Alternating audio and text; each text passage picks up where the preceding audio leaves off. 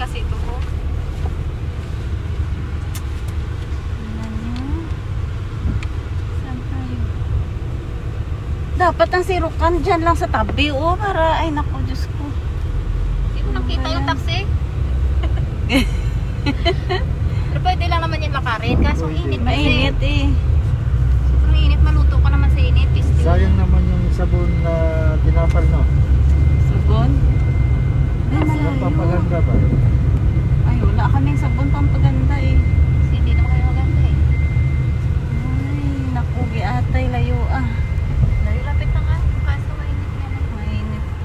Sige na, dito na tayo. Tunog na ang tiyan ko. Day, dyan ako ba? Daan, day.